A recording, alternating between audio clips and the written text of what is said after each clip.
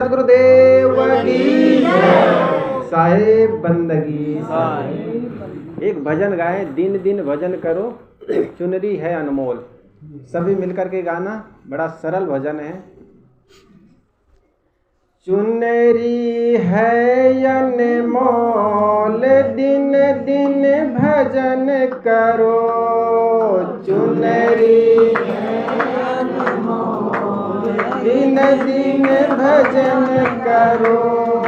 चुनरी है अनमोल, दिन दिन भजन करो।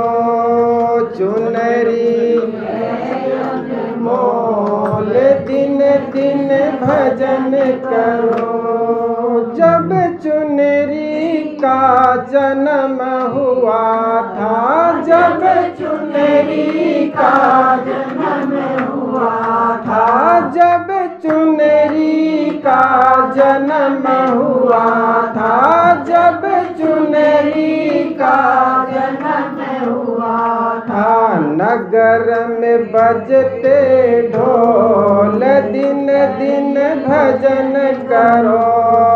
नगर में बजते ढोल, दिन दिन भजन करो। चुनरी है अनमोल, दिन दिन भजन करो। चुनरी है अनमोल, दिन दिन भजन करो। जब चुनरी में आई जवानी, जब चुनरी में आई जवानी, जब चुनरी में आई जवानी, जब चुनरी में आई जवानी। अकड़ के चलते लोग, दिन दिन भजन करो। अकड़ के चलते लोग, दिन दिन भजन करो। चुनरी है अनमोल, दिन दिन भजन करो। चुनरी है अनमोल, दिन दिन भजन करो। जब चुनरी में आया बुढ़ापा, जब चुनरी में आया बुढ़ापा, जब चुनरी को आया बुढ़ापा, जब चुनरी को आया बुढ़ापा। मुख से न बोली बोल, दिन दिन भजन करो। मुख से न बोली बोल, दिन दिन भजन करो। चुनरी है अनमोल, दिन दिन भजन करो। चुनरी है अनमोल, दिन दिन भजन करो। कहत कबीर सुनो भाई साधो, कहत कबीर सुनो भाई साधो, कहत कबीर सुनो भाई साधो, कहत कबीर सुनो भाई साधो। भजन करो दिल खोल, दिन दिन भजन करो। भजन करो दिल खोल, भजन करो। चुनरी है अनमोल, दिन दिन भजन करो। चुनरी है अनमोल, दिन दिन भजन करो। चुनरी है अनमोल, दिन दिन भजन करो। बोलिए सदगुरुदेव की, सदगुरु कपूर साहेब की। आज हम सब सदगुरु श्री कपूर साहेब जी के स्मृति दिवस के रूप में एक छोटा सा सत्संग कार्यक्रम रखा गया है, उसमें उपस्थित हुए हैं। जीवन में भजन की जरूरत क्यों पड़ती है? उपस्थित वंदनीय संत समाज, सत्संग प्रेमी बंधुओं, शक्ति भक्ति के स्रोत, ममतामयी माताओं, जीवन में भजन की जरूरत क्यों पड़ती है और भजन क्या है? अधिकतर लोगों के मन में यही होता है कि ढोल मंजीरा लेकर के मंदिर में बैठ करके भगवान राम का, भगवान कृष्ण का, सदगुरु कबीर का केवल महिमा गाना ही भजन है। लेकिन हकीकत तो यह है, भजन कोई चौराहे पर मंदिर की चीज नहीं है, भजन है जीवन की चीज है। भजन कहते हैं बुराइयों से भागना। हर व्यक्ति के अंदर कुछ न कुछ बुराई होती है। दुनिया में ऐसा कोई व्यक्ति नहीं हुआ है दूध का धोला जिसके अंदर में कोई बुराई ना हो।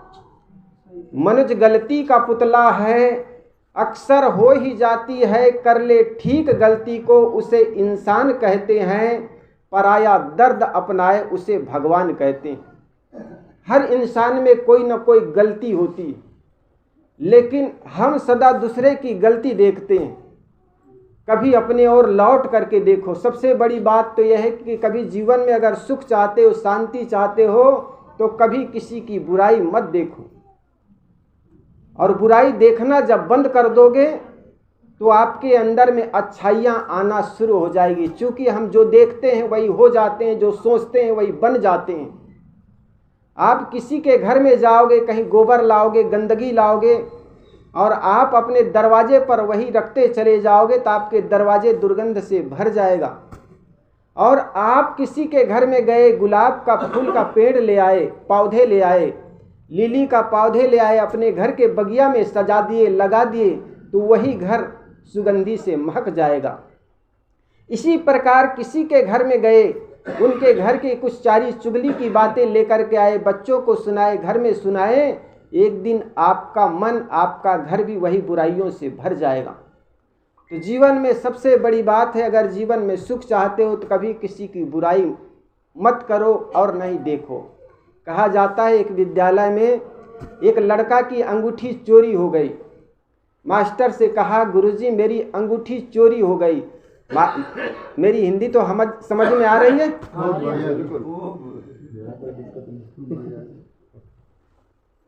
लड़का ने कहा, गुरुजी मेरी अंगूठी चोरी हो गई। मास्टर ने कहा, बेटा तूने अंगूठी पहनकर क्यों आए? कहे, गुरुजी मैं कभी नहीं आता था, लेकिन माँ कही बेटा कल तुम्हारा जन्मदिन है इसलिए आज अंगूठी पहन लो। इसलिए गुरुजी मैं अंगूठी पहन करके आज आया, एग्ज़ाम का दिन था, लेकिन आज अंगूठी चोरी हो गई। गुरुजी ने कहा, रे भले आदमी, कीमती चीज़ पहन करके क्यों आते हो? मास्टर बड़ा समझदार था। उन्होंने सोचा अगर किसी लड़के के जेब से अगर अंगूठी मिल जाए तो जीवन भर के लिए वो लड़का शर्मिंदा से भर जाएगा। इसलिए बड़ी युक्ति से काम ली। उन्होंने कहा, मेरे बच्चों इस लड़के की अंगूठी चोरी हो गई है और मैं खोजते खोजते किसी के जेब में पालूं और सारे बच्चों को पता चल जाए कि ये लड़का चोर है, तो जीवन भर के लिए सारे बच्चों की नज़रों से ये लड़का गिर जाएगा। तो उन्होंने युक्ति से काम ली। सारे लड़कों को कहा, बेटों आप लोग अपने जेब से रुमाल निकाल करके अपनी अपनी आंखें बंद कर लो, बांध लो। सारे लड़कों ने रुमाल निकाल करके अपनी अपनी आंखें बंद कर ली। मास्टर ने फर्स्ट लड़के से शुरू किया खोजना। खोजते खोजते उनको बीच में ही अंगूठी मिल गई। बीच में अंगूठी मिल गई, अंतिम तक जाने का जरूरत नहीं पड़ी। फिर मास्टर सोचता है ये बीच से ही अगर कह दूं कि अंगूठी मिल गई तो पीछे के लड़के ने सोचेगा कि हम तो दूध के धोले हैं, वो चोर तो सामने वाले लड़के हैं। मास्टर ने खोजना बंद नहीं किया। उन्होंने कहा अंतिम तक खोजते रहे, सबके जेब में जा कर के हाथ डाले और अंतिम तक बीच में तो मिल गया था, लेकिन उन्हें रुका नहीं। अंतिम लड़के के जेब तक उन्होंने टटोला खोजा और आ करके कुर्सी में सामने बैठ करके फिर कहा कि बेटा ये तुम्हारी अंगूठी मिल गई। जिस लड़के के जेब से वो अंगूठी मिली थी वो बड़े शर्मिंदा से भरा हुआ था, मन उनका मलिन था। आप भी देखे होंगे जब भी आपके मन में मलिनता होती, किसी प्रकार की बुराई होती, किसी प्रकार का पाप होता है, आपका मन पीड़ा से भरा हुआ होता है कि बता न दे, संकोच से भरे रहते हैं कि बता न दे, शर्मिंदा से भर जाऊंगा, इतने लोगों के बीच में मैं नज़रों से गिर जाऊंगा। ये मन में जब पाप होता है तो हर व्यक्ति के मन में ऐसा विचार उठता है। तो उस लड़के के मन में हुआ आज हम 25 लड़के हैं और 25 लड़कों के बीच में बता दे कि अमुक लड़का के जेब से ये अंगूठी निकली, तो इन लड़कों की नज़रों से मैं गिर जाऊंगा। लेकिन गुरुजी उस अंगूठी की बात नहीं की।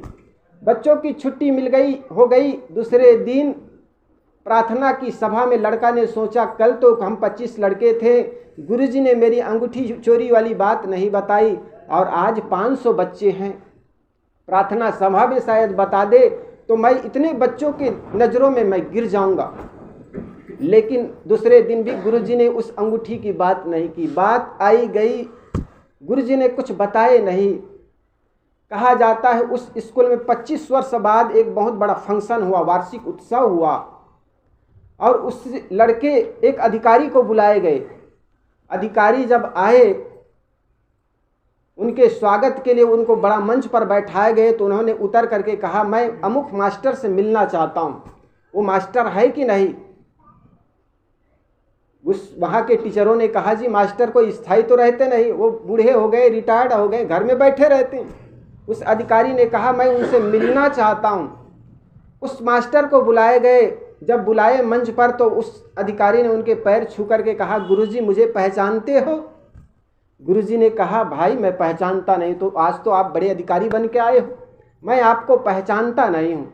वही गुरुजी, आज से 25 वर्ष पहले आपके क्लास में मैं पढ़ा था, आपने मुझे पढ़ाया था। होंगे बहुत से बच्चे मैंने पढ़ाया, उसमें से आप भी एक बच्चे होंगे, मुझे कुछ ख्याल नहीं। गुरुजी वो अंगूठी वाली बात आपको ख्याल आया, एक बच्चे ने अंगूठी चोरी कर ली थी। मास्टर ने कहा, बिल्कुल वो मुझे ख्याल है, किसी बच्चे ने चोरी कर ली थी। मैंने अंगूठी निकाल करके उस बच्चे को दिया जिसकी वो अंगूठी थी। उस अधिकारी ने कहा, गुरुजी जानते वो लड़का कौन है। गुरुजी ने कहा, भैया उस लड़का जिसने चोरी की थी वो कौन है मैं नहीं जानता हूँ। उस अधिकारी ने कहा, गुरुजी वो मैं ही लड़का हूँ, मुझे पहचानते हो। और आप जानते कैसे नहीं, वो तो मैं ही हूँ, मेरे ही जेब से निकाले थे ना। तब गुरुजी ने कहा, भैया आप जब सारे बच्चों ने आंखें बंद कर ली थी, पट्टी बांध ली थी, उसके बाद मैं भी अपनी आंखों में पट्टी बांध ली थी, ताकि उस लड़के का पता ना चले जिसने चोरी की हो। अगर उस लड़के का पता चल जाता तो मेरा उनका व्यवहार बदल जाता, उनके साथ जो प्रेम करता था वो प्रेम बदल जाता, और जो पढ़ाने का ढंग है वो भी बदल जाता। इसलिए मैंने आंखों में मैं भी पट्टी बांध ली थी। अभी तक तो वो अधिकारी उस गुरुजी का सम्मान कर रहा था। उनके पैर में दंडवत करते हुए, प्रणाम करते हुए कहा, गुरुजी आज तक तो मैं आपका सम्मान करता हूँ, आज के बाद तो आप मेरे लिए पूज्य हैं, पूजनीय हैं। उस दिन अगर उतने बच्चों के बीच में मेरी चोरी वाली बात कह देते, सारे बच्चों के अंगूठी की नज़रों में मैं गिर गया होता। मैं अपने मन से तो गिर ही गया था, लेकिन बच्चों के मन से भी गिर गया होता, और मेरे अंदर हीनता घर कर गई होती। मैं इतना ऊंचे ओहदे पर आज जो मैं पहुंचा हुआ हूं, उस ऊंचे अधिकारी बन नहीं पाता। तो आपकी बड़ी कृपा जो कि मेरी गलतियों को भी गलती न बता करके आपने छुपा दिए। तो ठीक ऐसे ही हमारे घर में भी कुछ गलतियां हो जाती, किसी बिदनी से, बहुओं से, माता पिता या बच्चों से। वो गलतियों को घर के बाहर जाकर के चौराहे पर लोगों को बताओ मत। जिस प्रकार कुआं अपने घर छाया अपने अंदर रखता है, इसी प्रकार घर के छोटी बड़ी बातों को भी अपने घर में छुपा करके रखना सीखो। कभी किसी से कहा सुनी हो जाए तो कभी गांठें मत बनाओ। कई बार होता है ना, ननंद भौज में झगड़ा हो गई, या दरान जेठान में झगड़ा हो गई, बहू सास में झगड़ा हो, गांठें बांध लेते हो। और जब गांठें बांध लेते हो तो सुलह के सारे दरवाजे बंद हो जाते हैं। और जिस प्रकार आपके शरीर में कुछ गांठें होती है, फोले होते हैं, फफोले होते हैं, जिसको आप क्या कहते हैं, मसूड़ा, ऐसे फोड़े को आप बेला दोना से ढक देते हो, वो अंदर ही अंदर और मवाद बनते चले जाते हैं। इसी प्रकार आप कहा सुनी होने के बाद बात बंद कर देते हैं, बोलचाल बात करना बंद कर देते हैं ना, तो अंदर ही अंदर वो सूल आपको रात में सोने नहीं देती है। कभी किसी अच्छे जगहों पर जाते हैं तो वही सारी बातें याद आती है। वो गांठों आपको चैन से जीने नहीं देती, चैन से सोने नहीं देती। इसलिए गांठ बना करके मत रखो। सुबह कभी किसी से कोई हो गई बातें तो शाम को साहेब बंदगी जय श्री कृष्णा जय श्री राम करके बात शुरू कर लेनी चाहिए, ताकि आपका मन की भी गांठें खुल जाए और सामने वाले का भी मन खुल जाए। इससे घर में प्रेम बढ़ेगा। मैंने कहा था ना, गलतियां आखिर किससे नहीं होती, लेकिन गलतियों को भी, दूसरे की गलतियों को सहो। अगर आपकी गलती हो गई तो आप अपनी गलती को सुधारने का प्रयास करें। मैंने कहा था ना, मनुष्य गलती का पुतला है, अक्सर हो ही जाती है। जो कर ले ठीक गलती को उसे इंसान कहते हैं, पराया दर्द अपनाए उसे भगवान कहते हैं। एक घर में एक बहू रोटी बना रही थी, और जब भी कोई आदमी पहली बार कोई काम करता है तो काम बिगड़ ही जाता है। पहली रोटी बनाओ तो रोटी भारत का नक्शा बन जाता है, हो जाता है ना, जब बेलना चलाओ और रोटी जब सेकना शुरू करो तो रोटी वो काली हो जाती, जल जाती। तो आज बहू बिंदरी रोटी बना रही थी तो रोटी जल गई। जब पहली रोटी जली तो वहीं पर सास बैठी हुई थी। पहली रोटी जली तो सास तो कुछ बोली नहीं, कुनमुना करके रह गई, अपने अंदर के क्रोध को अंदर में ही पी गई बेचारी। लेकिन दूसरी रोटी बनानी शुरू करी तो दूसरी रोटी भी जल गई। तो रोटी में तो धुआं बाद में उठी, सास में ही धुआं उठना शुरू हो गया। पहली रोटी में तो बेचारी कुछ नहीं बोली, जब दूसरी रोटी जल गई तब तो बोलने लग गई, थारो सास, तुम्हारे माँ बाप ऐसे, तुम्हारे घर वाले ऐसे। जब तक सास बहू को गाली दे रही थी, तुम्हें रोटी बनाने नहीं आती, तुम कैसी हो, तब तक तो बहू बेचारी भी चुप रही, कुछ कही नहीं। लेकिन सास भी कुछ समझदार होती है। जब सास कुछ बोले, बहू कुछ ना बोले ना, तो बहू के माँ बाप को कहना शुरू कर देती है। और बहू के किसी के माँ बाप को कहोगे ना तो बहुएं कब चुप रहने वाली होती है। अभी तक तो सास बहू को गाली दे रही थी, बहू चुप रही, लेकिन सास बहू के माँ बाप को गाली देना शुरू कर दी ना, तो बेचारी जिस परात से वो रोटी गोद रही थी, आटा गोद रही थी, उसी परात को दे करके उठा करके दे मारी। एक इधर चली गई, दूसरी इधर चली गई, ना ये बोली ना वो बोली। लेकिन उस घर की बड़ी परंपरा थी, सुबह उठ करके एक दूसरे के बड़े बुजुर्गों का प्रणाम करना। प्रणाम का परिणाम आशीर्वाद होता। बड़े बुजुर्गों के सामने आपका मस्तक झुक जाता है ना, तो बड़े बुजुर्गों के दायां हाथ आपके सिर में आ जाएंगे, चाहे कितनी बड़ी गलती किया हो। सुबह उठ करके उस घर में परंपरा थी, बहू उठ करके आंखें मलते हुए सास के खाट के पास पहुंच गई। और सास के खाट के पास पहुंची तो सासू माँ अभी अभी आंख खोल करके पैर जमीन पर रखी हुई है, आंख मल रही है। और बहू जाकर के कहने लगी, सासू माँ साहेब बंदगी। जरा सोचो, आपके घर में ऐसा हो जाए तो करोगे क्या? सासू माँ अभी अभी जमीन में पैर रखी हुई आंख मल रही है, और बहू आकर के कहने लगी, सासू माँ साहेब बंदगी। उनके पैर छूते हुए कहने लगी, सासू माँ साहेब बंदगी। तो इतने में सासू माँ कहने लगी, बेटी, सासू माँ सोचने लगी, वही कल वाली कलमुही है कि कोई दूसरा है? कल तो ये परात उठाकर दे मारी थी, आज साहेब बंदगी कर रही है। कहने लगी, बेटी, मैं भी कैसी बावली हूँ। उनकी दाहिना हाथ उठ करके उनके सिर पर चला गया और कहने लगी, बेटी, मैं भी कैसी बावली हूँ। अरे इतनी संपत्ति है क्या, मैं सिर में उठाकर ले जाऊंगी? लेकिन बेटी ख्याल रखना, आजकल गेहूं बड़ा महंगा हो गया है, इसलिए दो रोटी की जगह केवल एक रोटी जलाया कर।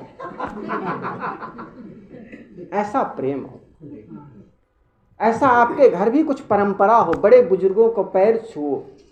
प्रणाम का परिणाम आशीर्वाद होता है। देखो, महाभारत में युद्ध का समय, दोनों तरफ थे बिगुल बज चुके हैं। ऐसे समय में धर्मराज युधिष्ठिर पितामह से प्रणाम करने जाते हैं। रणभूमि में दोनों तरफ से, एक तरफ कौरव दूसरी तरफ पांडव खड़े हैं, शास्त्र के शस्त्र लेकर के। युद्ध अब जारी होने वाले हैं, और अपने दुश्मन दल में जाकर के धर्मराज युधिष्ठिर अपने पितामह से जाकर के कहते, पितामह प्रणाम। पितामह को जैसे ही धर्मराज युधिष्ठिर ने कहा, पितामह प्रणाम, तो पितामह ने कहा, विजय भव पुत्र। जब पितामह ने कहा विजय भव पुत्र, तो दुर्योधन तो एकदम बखुला गए। पितामह ये क्या कर रहे हैं? हमारे विपरीत दल में खड़े दुश्मन को आप आशीर्वाद दे रहे हैं विजय भव का। तब पितामह ने कहा, रे मूर्ख, तुम क्या जानो परिणाम का परिणाम क्या होता है। अगर बड़े भाई धर्मराज युधिष्ठिर से भी आज तुम प्रणाम करने जाओगे ना, तो वो भी तुम्हें विजय भाव का आशीर्वाद देगा, लेकिन तुम तो ठहरे अहंकारी। अहंकारी व्यक्ति कभी किसी के सामने झुकता नहीं। झुकता वही है जिसमें जान होती है, अकड़ना तो मुर्दों की पहचान होती। अरे मंदिरों में पत्थर के सामने जाकर के झुकते हो, देखो मंदिर से भी एक सीख लो, पत्थर से भी एक सीख लो। पत्थर मंदिर के पत्थर कहता है, मैं तो मंदिर पहाड़ में लटक रहा था, नदियों में भटक रहा था, एक बार मंदिर में आए लोग हजारों मुझे पूजा करने आ गए, तुम तो 1000 बार मंदिर में पूजा करने आए, लेकिन पत्थर के पत्थर रह गए। उस मंदिर के पत्थर से भी कुछ सीख लो। आपके जीवन का अहंकार निकले, मन का अहंकार निकले। आदमी बड़ा अहंकारी होता, थोड़ा से पद पा जाए, थोड़ा से धन आ जाए, थोड़ा से सौंदर्य आ जाए, क्या आदमी दूसरे को कुछ समझता नहीं। इसलिए कभी किसी से अहंकार मत करो। अहंकार सबका एक दिन मिट जाता है, शरीर के सौंदर्य क्षीण हो जाते हैं, बूढ़े हो जाते हैं। बूढ़े लोगों को देखो तो ऐसा लगता है उसके जीवन में कभी जवानी आई ही नहीं थी, लेकिन बुढ़ापा सबको आता है। इसलिए कभी किसी बूढ़े व्यक्ति को का मजाक मत उड़ाओ, आदर करो, सम्मान करो। और जिस घर में बड़े बुजुर्गों का आदर होता है ना, वही घर स्वर्ग है। मृदुवानी सुंदर वर्ताओ, सभी गुणों की खान है। प्रेम की गंगा बहे जहाँ पर, वही घर स्वर्ग समान है। मरने के बाद सबके तस्वीर के नीचे लिख दिया जाएगा स्वर्ग, स्वर्गवासी। लेकिन मरने के बाद कहाँ गया कौन जानता है। आदमी जीते जी तो पूरा नरक जी रहा है। सड़क में जब पति पत्नी निकलता है ना, तो ऐसा लगता है दुनिया के स्वर्ग इन्हीं के पास है, लेकिन उनके घर में जाकर के देखो तो चुड़ैल बने हुए। इसलिए कभी किसी के चमक दमक पर फिसलना मत। किसी सुंदर संत ने बड़ा अच्छा कहा था, चमक पर जो न फिसले, ऐसा कुछ। बनी हर चीज एक दिन बिगड़ जाती है। जो चीजें हैं एक दिन बिगड़ती है, जो सौंदर्य एक दिन नष्ट हो जाते हैं। जो उगे सो आथवे, फूले सो कुमलाए, जो चूने सो डही परे, जन्मे सो मर जाए। इसलिए जिंदगी के हकीकत को दिखाने के लिए, परखाने के लिए, समझाने के लिए संत गुरुजन आते हैं। और सत्संग का मतलब यही है कि हम जीवन के यथार्थों को समझें।